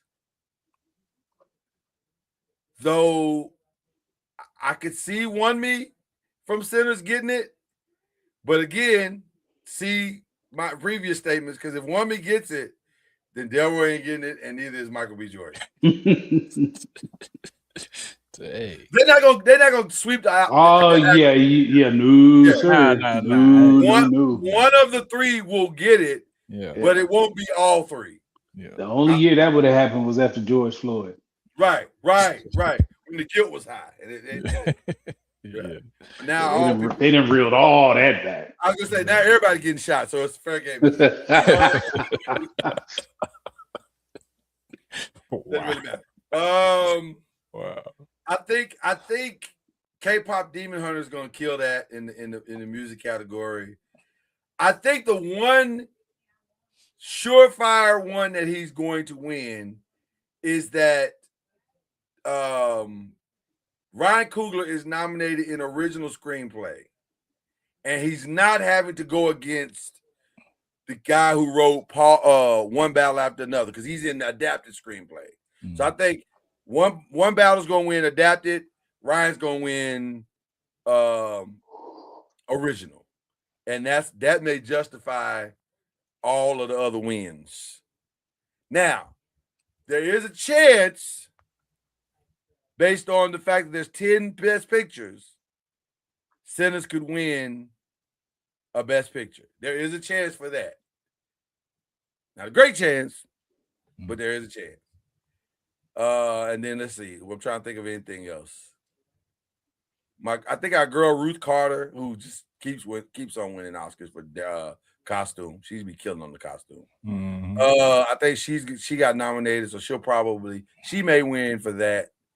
So yeah, it's gonna be an interesting thing with the Oscars. Grammys though, that's Sunday. Do y'all watch the Grammys? It just depends. It depends. If somebody I want to see somebody I want to see that perform, but not all the way through, I don't think. I used to love the Grammys. Same. And now it's weird. These jokers can't sing no more. Right. Talent has gone so down, like they can't perform live. I don't want to hear a track. Yeah. Now it's gotten weird. It's just I don't know what I'm watching anymore. I'm being honest, bro. Like I'm just telling you. I'm the same. I need talent. I want to see talent. I want to see something unique. I want to see something I've never seen before. I want to hear voices that are gonna blow my mind, and I don't see that. Now, I will say this: last year for new artists, I enjoyed Doechii. But she's talented. Like she's talented. Yeah. But that's to your point. You want talent. Yeah. So I'm rooting for Doechii. Yeah. Obviously, I'm rooting for Kendrick. I wanted Kendrick to perform. He probably won't perform this time, right? Now Drake already did, man. Leave that dude alone, man. He might. Leave Drake alone, man. That dude by the way, you ain't even heard. You don't even hear from Drake no more, dog. No. You do. You know he refiled. He appealed the lawsuit. I'll take the L. All you do is making your lawyers rich. That's his guy. That's his guy right there. He loves him. Hey. Chill on. He got Chill on the beaten love. every way Chill on the possible. love, man. Chad has brought dishonor to our entire I've never family. been. I mean, he's a.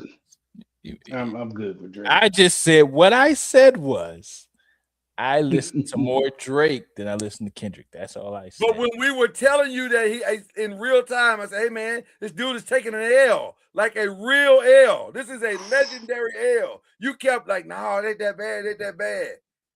Now a Super Bowl and Grammys later. The L, he's still making music. The L would have been never hearing from him again. No, he's still making. He's no, still making music. He done went on tour, sold out every tour stop that he went on tour. That's not true either. Man. That's not true either. He had to cancel tours. He had to cancel a tour in a whole continent. Drake went to Toronto and had everybody crying, singing A minor to the top of their lungs in Toronto. Man. I mean, Kendrick.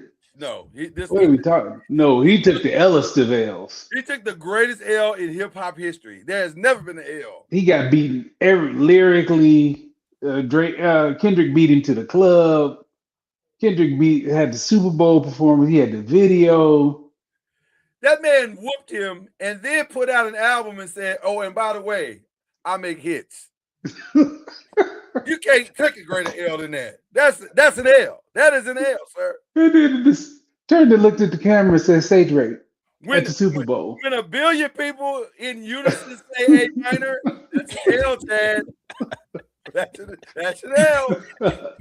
Hey, normally a billion people don't do that. It's a catchy song, man. It is a catchy song. Yeah. And also, I'm kind of. It is not even the best song in the disc. It wasn't. It wasn't even the best song in the disc. Euphoria was way better. Way better. Yeah. But it didn't matter. He was dead by the time he got he had already killed him. I mean, anyway, yeah. I remember thinking, can you turn this song into a popular song? That's really kind of crazy. That's a full-on diss song. I never thought I would have to go back and forth between No Vaseline and as the top diss song, and I had to think. I had to really think. They right there together. They right there together. I don't even know if you could give one, and it just depends on what day. I would give it to Q because he went at everybody. He did. Q took out Fofo. A whole label. He took out a whole label. That's violence at a whole other level. But yeah, I'm rooting for the Clips this weekend because I really thought their album was fantastic. It was nice. Let God Sort Them Out was a really, really good. And I know me being the Kendrick fan that I am, that seems sacrilegious, but also Kendrick's had a good run. I think it's time to share. Like, it's okay to share a little bit. So I would like to see the Clips get that because they don't normally get nominated like that. Yeah. So I think it'd be cool.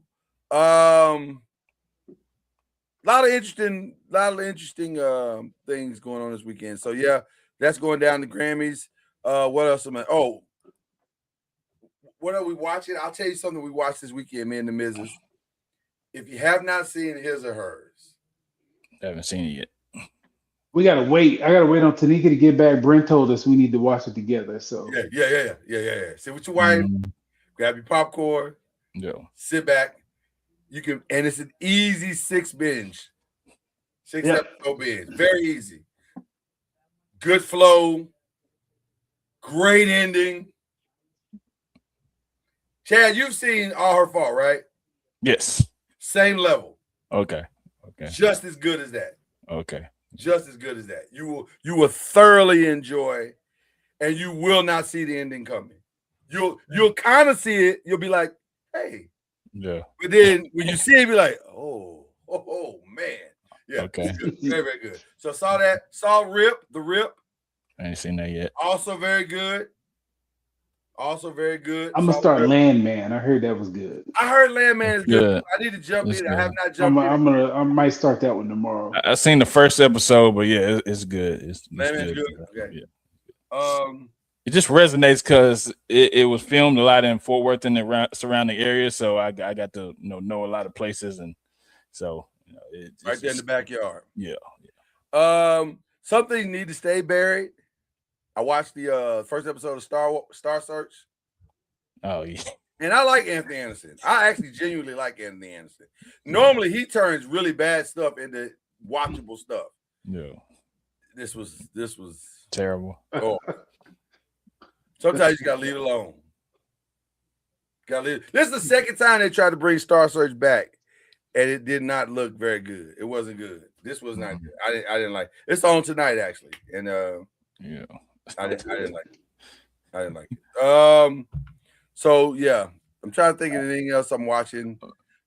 I watched The Pit. Y'all watched The Pit? Pit's fantastic. I've heard it was good. I ain't seen The Pit. I heard that was good. I heard it's really good. I'll say this: I just haven't if you watched like medical dramas. Yeah, I do. If you are an ER person or a Grey's Anatomy person, this is that, but not at all in the same way. It's really intensely medical, way more than you would ever expect. So but it's good though. The Pit's a good time. So I watched that. I think that's pretty much all. And then we watched The Traitors. We love The Traitors. Man, yeah, yeah. Traitors is fantastic. Fantastic TV. This last episode was outstanding. Outstanding. It was outstanding. Cannot wait till Thursday. It's gonna be so good. Okay. Traitors is a good time. Traitors is a very good time. Okay. We kind of watched the Fear Factor reboot. We watched that. It's different, but it's still good. So I have trepidation on that because I know it's not like the original. For us to start with that, correct. And then I don't really love Johnny Knoxville. Like he's kind of annoying to me. Yeah. I mean, if you get past that, then I have not in his career. I've not been able to get past him at all. Like I do not enjoy anything he's ever done. Like nothing. Not a guest appearance. Not a movie. Not nothing. I'm not a fan. I don't get it. The concept is really different now. It's like everybody's in the house and they. That's what I heard. I heard it's like a Big Brother-ish, but they doing some crazy stuff, man. Doing some crazy stuff. Yeah. So and also Extracted. Have y'all seen that? Love Extracted. Love Extracted. Yeah. That's a Fox show. Yeah. Now Extracted's a lot. It's a lot. It's a lot. There's a lot going on in Extracted. Did you watch it last night? I did. With the bear? Not surprised at all. The bear? I was like, I ain't mad at old boy. I'm not mad at all. Hey, y'all come get me. Facts. I would have been shook up. So Byron, the young man, little 19-year-old, 20 minutes into being out there in the woods by himself, a bear pulls up on his campsite. He's like, hey, I'm gonna need y'all to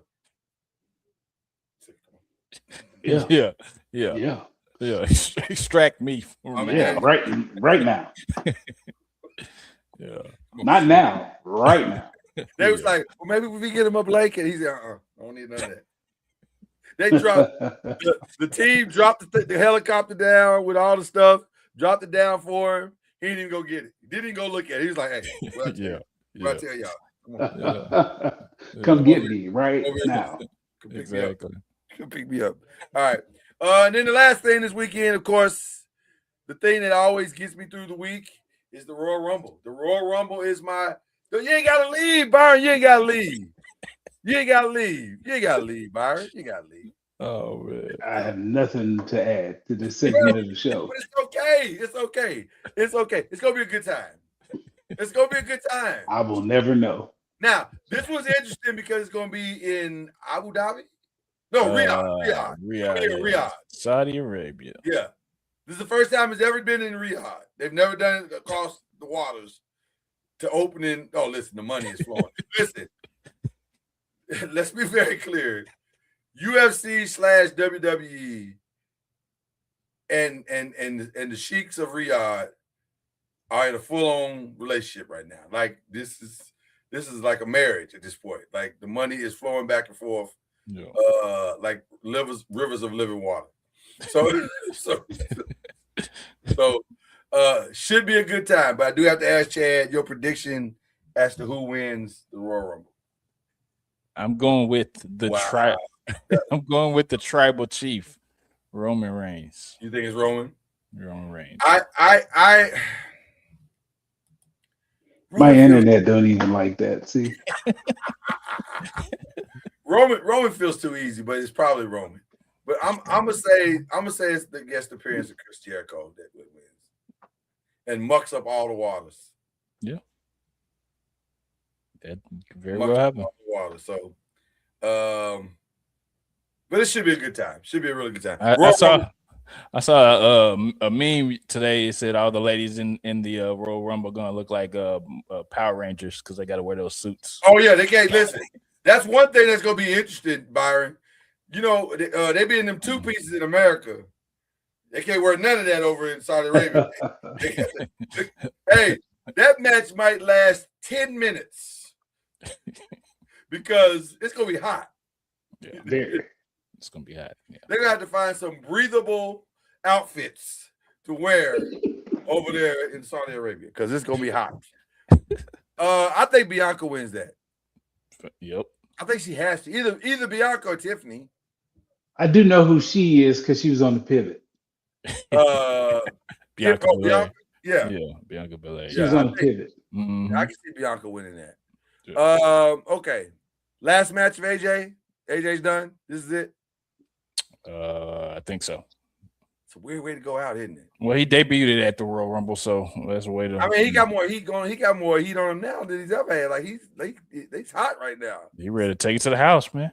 I guess so. He done made his money, so he's fine. He's fine. All right. Want to send some thoughts and prayers up to two people. The first being the young man that was murdered in Minnesota. There's no other way to say it. We could lie to y'all and say it was murder. Mm-hmm. What it They murdered was. that man in cold blood.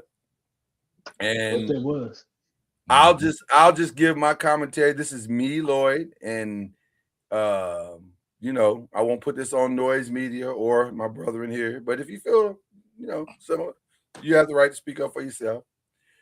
I'm angry at ICE. I'm angry at our government, but not as angry as I am about the people that won't call wrong. Had a so-called friend this weekend. Had the as my homeboy back in college would say, the audacity and the unmitigated gall to come to my page and make a post and say, well, if the government would just cooperate and the local government would cooperate, fam, we're not doing that here. We're not leaving them lies and propaganda on this page. You can do that on your own page. That's your page. You can do whatever you want. But you're not coming over here doing none of that. Mm-hmm. So I text him and I say, hey, man, here's the video. You have one chance to save this friendship. Now, you can watch this video and still come back to me and say that wasn't murder, then you've told me where our friendship is. But if you can watch this video and come to truth, then we're good. Well, now, the media be doing. Thank you. Blocked. Facts. Mm-hmm. You ain't got to go home. You ain't got to go home. Yeah. But we can't kick it no more. Wow. Yeah, I don't have time for that no more, man. Not this big age. I got too many things I'm trying to accomplish, and all of them are rooted and grounded in truth. I'm not going to deal with people that can't tell the truth. So, send my thoughts to that brother and that hospital that he worked at, his family, friends, loved ones. Send all of our love to them, man, and the city of Minnesota. Y'all don't deserve this. Yeah, for sure. Y'all have been through enough. Y'all don't deserve none of this. Yeah, beautiful city too. Three diabolical murders in the span of 5 years is crazy. 6 years, really. It's crazy. They're averaging a murder every 2 years. Beautiful city too. I was up there in September. It's beautiful, but that's just unacceptable, man. They don't deserve none of this. So, and then I want to send some love to Quentin Arnold. Some of y'all say, who is Quentin Arnold? Quentin Arnold's the young man that played in The Blind Side. He starred in The Blind Side. He is currently on a ventilator fighting for his life. And so we want to send thoughts and prayers to him and his family. I actually call this a segment. I actually call this prayers up for. So we sending prayers up for him and his family, just to get real personal and real spiritual. God is still in the healing business, and so I pray that this young man will have the healing that God wants him to have, and we'll leave it at that. Are y'all praying for anybody? Anybody? Y'all want to pray for? Sending up prayers for? Just for this nation as a whole. Yeah. We stop playing with God. You know, the You Bible appreciate says one thing, and it's clear about what it says. Let's stop picking and choosing, and let's dial into what God really says, how we should treat people. Yeah, Period. and just stop lying. It is not up for debate. It's right. Can we just stop lying? Can we just start with that? Yeah. Thanks. Praying for Pastor Sam. You know, he had a bypass surgery, so praying for him. Oh, I didn't know that. I was not aware. You know that? You know? Okay. I was not aware of that. Oh, okay. Well, yeah, he's on the mend now. Okay. Okay. All right. But yeah, we let's keep praying for people. And prayer changes things. It still does. I believe that. Do we have unshout out? Well, of course we should unshout out ICE. Like we're gonna unshout out ICE until they break that up. Facts. And all those who support them. And all those who support it, and all those who voted for it. Yeah. All y'all get unshout outs. Facts. I almost said something very diabolical to that friend, and the Lord stopped me. That's how I know I still got the Lord. I was so close. I was like, I was so close. I was so close. But I didn't say it. I held my tongue. Self-control, man. Yeah, well, the Holy Spirit. I'm gonna give it to the Holy Spirit. I wish I could. I'll give it to the Holy Spirit. But unshout all that. And who else we want to unshout out? I think that's all I want to. Yeah, I don't have it. Yeah, I didn't have it a lot. Okay. Well, who we shouting out? Oh yeah, I got to unshout out. Well, that's what we asked you. Yeah, I had to think about it, man. I'm shouting out Mike Danlevy. If you don't do nothing this weekend, brother, you're gonna be on the unshout out Hall of Fame. Oh wow, you're in the Hall of Fame. Dang. Yeah, I need to do something. Warrior fans don't play, but you ain't even really a Warrior fan. I know, Steph Curry fan. You know what? This is go see Steph Curry's new movie GOAT. February 13th. I need Chad to hear that his response to that last week was classic. It was. All right. Who you shouting out anybody? I know you got to shout out your baby girl. Got to shout her out. Yeah, she was okay last week. She but no, not this week. You got to get 20. You got to get 20. She ain't earned a shout out. Well, she can get 20. Like, I mean, of course I shout her out just in general because I think she's a fantastic human, but you got to get 20. So it's mandatory 20 to get a shout out. You got to get 20 to get in. Baseline. It's a baseline. Yeah, you got to, she can get 16 and yeah, that's easy. But I need a 20 piece at least. So, right, but no, she's a fantastic human. She's way better than me and her mama combined. She's a wonderful human. So I could shout her out for that all day, every day. Okay. I want to shout out the OU Lady Sooners basketball team knocking off South Carolina, get back on track. Big upset. Big upset. There we go, ladies. Let's get it back on track. What do you think about Chavez? What do you think about the rookie Chavez? She's doing what a freshman does. She's really good. Really, even in that game, she was 5 of 16 till overtime.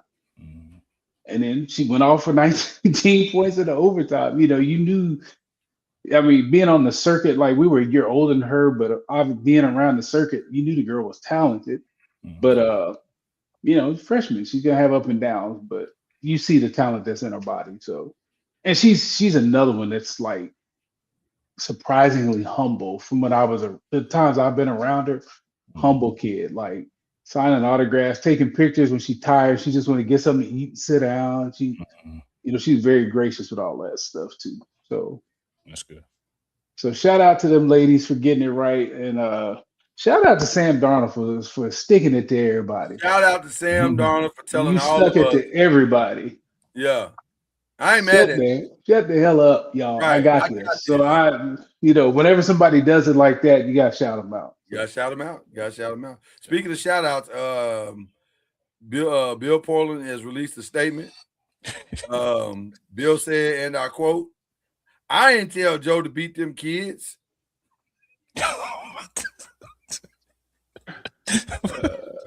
More accurately, he said he denies telling fellow Hall of Fame voters that Bill Belichick should serve a 1-year penance for Spygate. He denies it. Oh, Okay. that don't make it not true.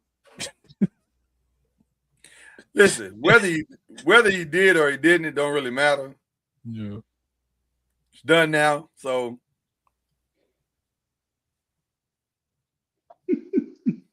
I'm gonna leave that alone. Mm-hmm.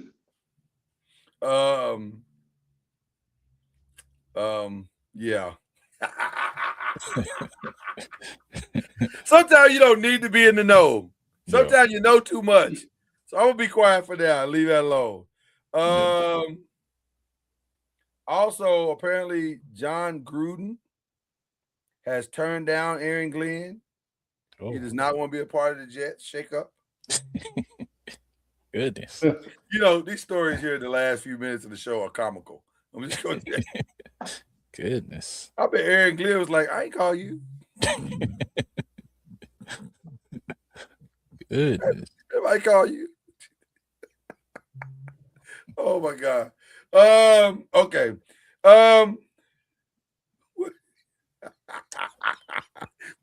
Byron, you know what? And also, that's what I heard too. So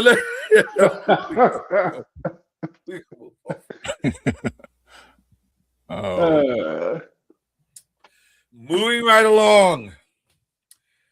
Oh my God, my stomach's hurting. I'm laughing so hard over here. Shout out to y'all always. Love the five. Love the people that star in it each and every week. I don't know. I don't really have any other shout outs than that. Shout out to my daughter for still killing it like right now. Shout out to the city for holding us down in the middle of the snowstorm, keeping the lights on, and really not having no real problems. It's been great. Right. Other than just seeing a lot of snow, it's been good. Praise the Lord. Amen. This is how you handle a crisis. Facts. Amen. I ain't left the house in about 3 days. So yeah. I've just been sitting there working and nothing else. That's it. And I'm working at my own pace, which is the best kind of pace.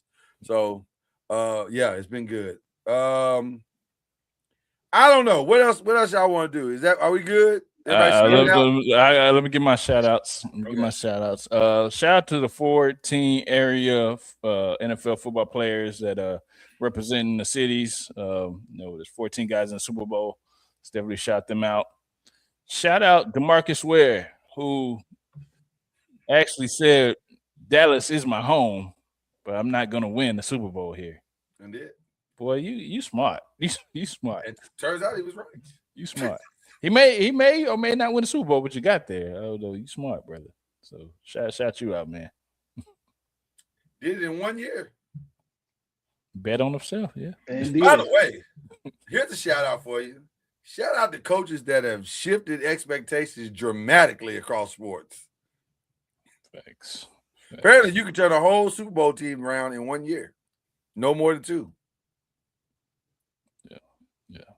Yeah, thanks. Also shout out I'm looking at you, John Harbaugh. Shout out the anniversary, unfortunately, of the passing of Kobe and the people that were on that helicopter, man. Still unbelievable to know. 5 years, 6 years? What is it? 6, yeah. 6. 6 years. Wow. Something like that. You know where you were, what you were doing. Exactly what it was. It's crazy. I was turning on by Lone Star High School going home. I was having a lovely breakfast with my daughters, sitting on the couch, enjoying a beautiful Sunday morning. Yeah. And that whole thing changed. Yeah, I was coming from church and I heard it. And then I think me and Lloyd text each other. It was like, what? Couldn't believe it. Yep. Couldn't believe it. Still hard to believe to this day. Facts. Still hard to believe to this day, but yeah. Shout out to Bean, man. Shout out to Bean. Bean and his beautiful daughter. And everybody on that helicopter. We forget that a lot of people lost their lives that day. Not just Kobe and his beautiful daughter. But yeah, crazy. That was a crazy, crazy moment in time. Yeah. All right. That's it. That's all we got for y'all. We ain't doing nothing else. Bill, you're a wild one, brother. You're a wild one.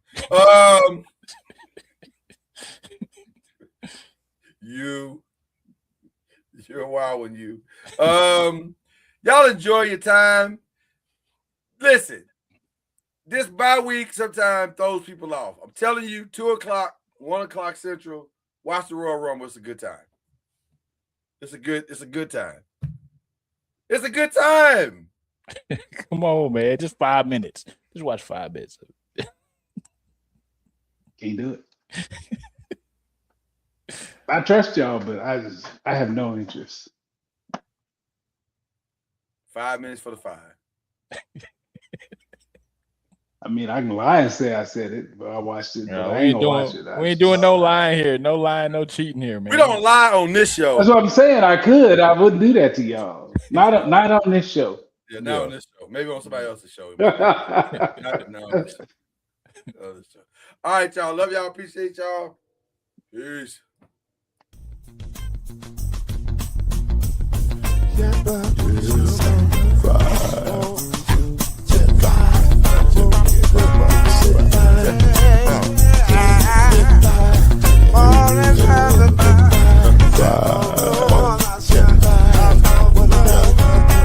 I will get you 10 when you're plugging in with the